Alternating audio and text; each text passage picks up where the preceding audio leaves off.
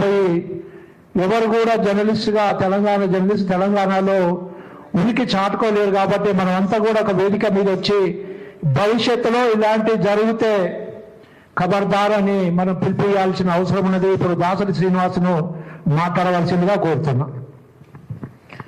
అందరికీ ధన్యవాదాలు.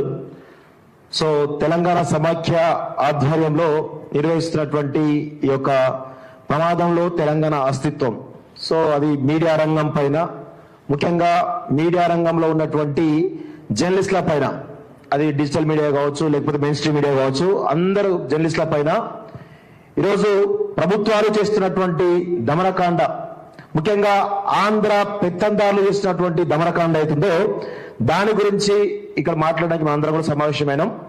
సో దీనిలో ప్రధానంగా ఈ సమావేశం పెట్టడానికి ముఖ్యమైనటువంటి కారణం కేవీఆర్ వెంకట్రామ్ గత 15 ఏళ్లుగా V6 లో కావచ్చు, తర్వాత నా కాలేజ్ టీవీలో కావచ్చు, రకరకాల మీడియా ఛానల్లో పనిచేస్తూ ప్రస్తుతం తన కేవీఆర్ టీవీ పేరిట ఒక ఓన్ ఛానల్ ని రన్ చేస్తున్నాడు. సో ప్రముఖంగా జర్నలిస్ట్ అనేవాడికి పరిమితులు ఉండవు.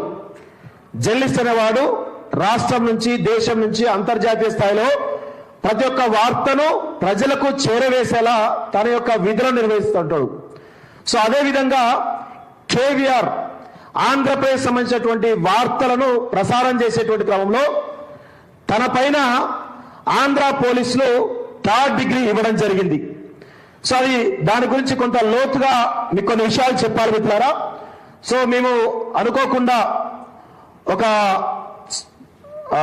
ఫంక్షన్ వెళ్ళడం జరిగింది. మా రాము జర్నలిస్ట్ మిత్రులు ఉన్నారు, వాళ్ళ ఇంట్లో ఫంక్షన్ ఉంటే అందరం, రగన్న నేను అందరం కలిసి వెళ్ళడం జరిగింది. ఆ క్రమంలో కేవీఆర్ ఇంటికి పెద్ద ఎత్తున ఆంధ్ర సంబంధించిన పోలీసులు వచ్చారని చెప్పేసి చాలా క్లియర్ గా మాకు ఫోన్ రావడంతో అసలు ఏం జరుగుతుంది ఏంటి అంటే లిఫ్ట్ చేయడానికి వచ్చారు అని, కనీసం నోటీస్ కూడా ఇవ్వలేదు. సో ఆరాధిస్తే ఎక్కడ కర్నూల్లో 4th టౌన్ PS లో కేసు నమోదైంది, దానికి సంబంధించి విచారించడానికి తీసుకుపోతామని చెప్పేసి మాకు వెంకట్ ద్వారా తెలిసింది. సో అప్పుడు ఇంట్లో అతను, వాళ్ళ వైఫ్, 2 పిల్లలు మాత్రమే ఉన్నారు. సో ఆ క్రమంలో మాకు తెలిసినటువంటి మిత్రులు సూరన్న గాని, ఇక్కడ రాజేంద్ర కూర్చున్నారు, కొంతమందిని అన్న మీరు వెళ్ళండి, మీరు అంతా వెళ్ళిన దగ్గర ఉంటారు కదా, వెళ్ళండి, వెళ్ళి కొంచెం మనోడు అక్కడ పోలీసులు ఇబ్బంది పెడుతున్నారని చెప్పేసి